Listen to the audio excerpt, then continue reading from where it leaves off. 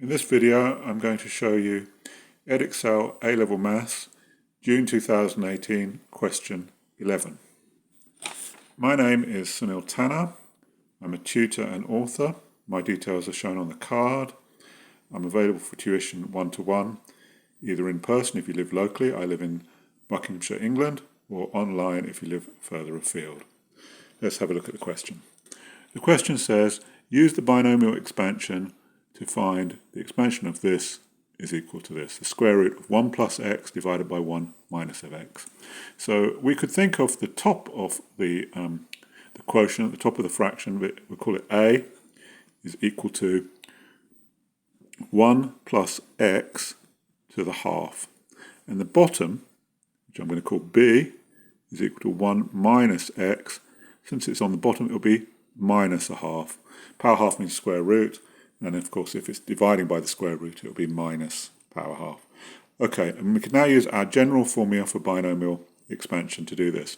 So you might remember it's 1 plus nx, so n is the power here, so it'll be a half, and the term that's added on is 4x, and then the square term will be n times n minus 1, which will be minus a half, times 4x all squared over 2, and of course there'll be other terms after that, but we only need to go up the x squared term because if you look in our question, they only asked up to the x squared term. Now we can simplify that. That will be 1 plus a half times 4x is 2x. Now we have to be a little bit careful here because we've got a half times minus a half, so minus a quarter divided by 2 is minus an eighth, and of course that's times 4x all squared. So minus an eighth times 16x squared will be minus 2x squared. And of course there are other terms following that we're not actually investigating at the moment. Likewise, we can do the binomial expansion of the bottom part. So here we've got 1 plus n. This time the n is minus a half, and the x is actually minus x. And we're going to do the same thing.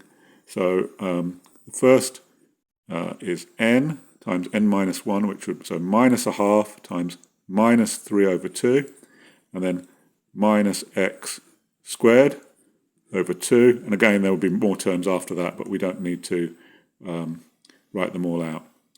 So if we simplify that, this will come to 1 minus a half times minus x is plus a half x. And here, we have to be a little bit careful. We've got a minus times a minus squared. So that's 4 minuses, which becomes a plus. On the top, we have a 3. On the bottom, we've got 2 times 2 times 2. So 3/8 x squared. Now, the whole thing will be this a times b. So the whole thing will be a times b. And we only need to do the terms up to x squared.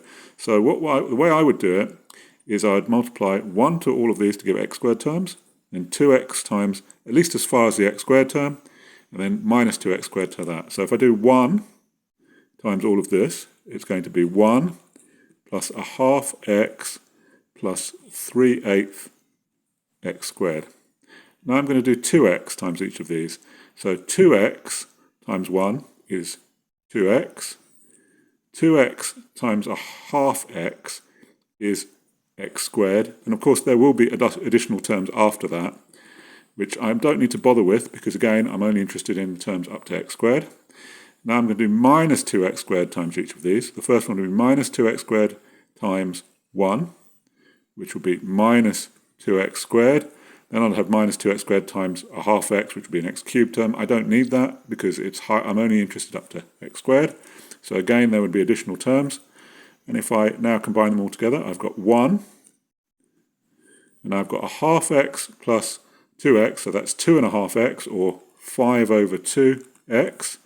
And then lastly, I've got 1, add 3/8, so 11/8 minus 2, which is the same as 16 over 8. So 11/8 minus 16/8, which is minus 5/8 x squared. And of course there are other terms after that. And you can see that this matches the formula that I had at the start. So I've done the first part of the question.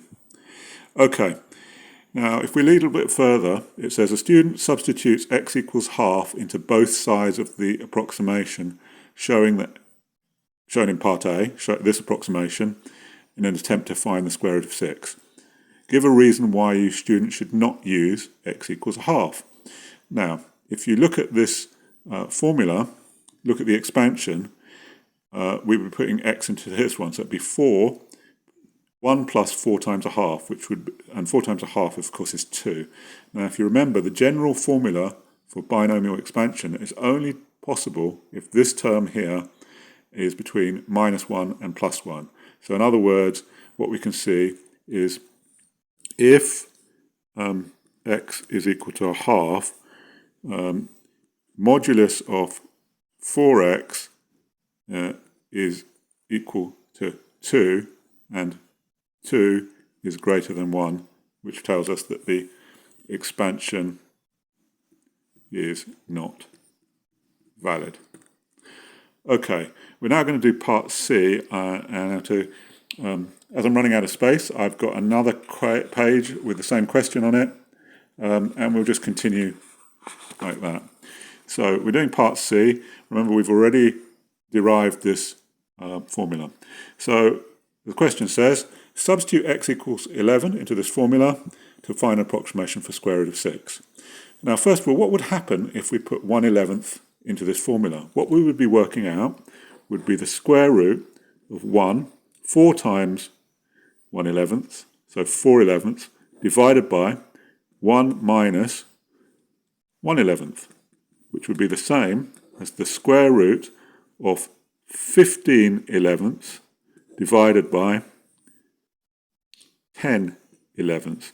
And if you simplify that, this is the same as the square root of 15/11 times 11 over 10, or square root of 15 over 10.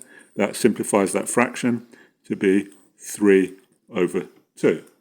So using this expansion, we could work out the square root of 3 over 2. So if we were to put in 1/11 into this formula, we'll find that the square root of 3 over 2 would be 1 plus 5 over 2 times 1/11 minus 5/8 times 1/11 square. And if we evaluate that, obviously you could use a calculator if you want. I suggest you do on a question like this. You will find it comes out to, what does it come out to? I worked it out earlier. 11, it comes out to 1183 over 968. Okay, well that's the square root of 3 over 2, so how can we work out the square root of 6? Well, if we think about the square root of 3 over 2, that's the same as the square root of 3 divided by the square root of 2. So how can we make the square root of 6? First of all, we'd have to get rid of this denominator, so we'd have to times it by the square root of 2, and those would cancel out. That would now give us a square root of 3. And if we times it by the square root of 2 again, that would give us, these would cancel out, and we'd get the square root of 3 times the square root of 2, which is the square root of 6.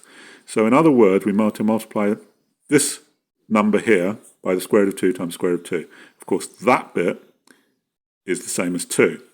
So 1183 over 968 times 2 is equal to the square root of 6. And if we work that out, it comes to 1183 over 484. And that's our final answer.